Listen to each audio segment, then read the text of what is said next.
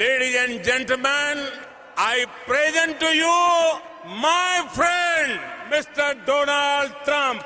A few moments later. और इस वक्त की सबसे बड़ी खबर है, अमेरिका ने भारत पर टैरिफ लगा दिया और वो भी पूरे 25% का।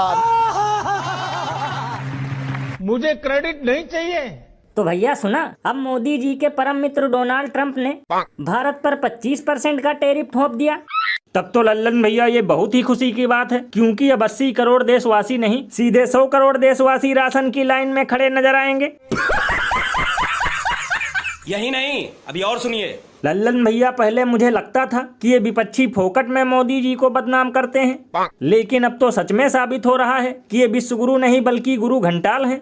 यानी एक तो ट्रंप सुबह शाम ये कहता फिरता है कि मैंने ही दादा बनकर भारत और पाकिस्तान का युद्ध रुकवाया, और ऊपर से कभी भारतीय नागरिकों को जंजीर में जकड़कर इंडिया भेज देता है, तो कभी टैरिफ का बम फोड़ देता है।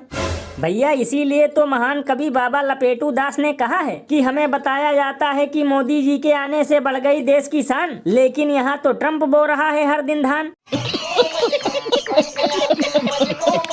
और भैया एक कमाल की बात बताऊं, आजकल मुझे सबसे ज्यादा हंसी तो गोदी मीडिया के दलाल एंकर और उन गोबर भक्तों पे आ रही है, जो ट्रंप को अपना फूफा मानते थे और कहते थे मोदी और ट्रंप की दोस्ती जय वीरू की तरह है। ये बिल्कुल सही कहा आपने। बताओ, खूब किया था इन जाहिलों ने पूजा पाठ, फिर भी लगा रहा है वो हर दिन वाट। और अभी तो रुको, क्लाइमैक्स अभी बाकी है। टीचरों के साथ दुर्व्यवहार कर रहे हैं लोग। बुरा व्यवहार नहीं बैठेगा। मारो, गले मारो, जितना मारोगे मारो, मारो। बच्चों के लिए लड़ रहे हैं हम। मारो, जबरदस्ती क्यों? पिछले 4 घंटे से हमारे साथ में गलत हो रहा है। हमने क्या गलत किया है? बॉम्ब फोड़ा है कहीं पे?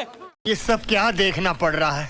तो भैया देखा, आजकल देश में ऐसा अमृत काल चल रहा है कि अब युवाओं को नई राह दिखाने वाले गुरुओं पर भी लठ बरसाया जा रहा है। तो लल्लन भैया, इसमें हैरानी की क्या बात है? जब चौथी पास देश चलाएंगे तो फिर काहे नहीं मास्टर जी लाठी खाएंगे?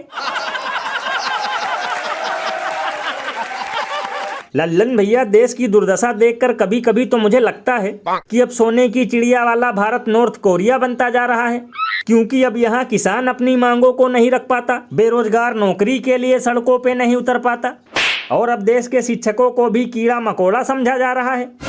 भैया इसीलिए तो लोग घनघोर बेइज्जती करते हुए ये कहते हैं कि जब से देश में आई है चाय गरम, तब से तानाशाही पहुंच गई है चरम। अरे बाप रे, ये तो धोती खोल रहा है। बताओ, गजब विडम्बना है। ये सब देखकर तो हम पे पाकिस्तान भी हंस रहा होगा।